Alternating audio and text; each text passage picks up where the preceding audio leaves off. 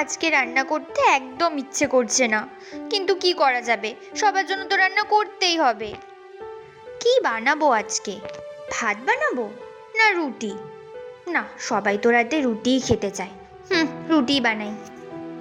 কিন্তু এখন তো সবে রাত 8টা বাজে, সবাই তো সেই রাত 10টায় খাবে, কেউ তো আবার ঠান্ডা খাবার খেতেই চায় না। কি যে করি, থাক, পরেই বানাবো। পর্দাগুলো কি বদলে দেব? পর্দাগুলো তো একদম নোংরা হয়ে গেছে। না থাক, শাশুড়ি মা যদি আবার কিছু মনে করে, আমি বরং ওনাকেই জিজ্ঞাসা করি। ওয়াও, ড্রেসটা তো সত্যি খুব সুন্দর। হ্যাঁ, আমি এই ড্রেসটাই অর্ডার দিয়ে দিই।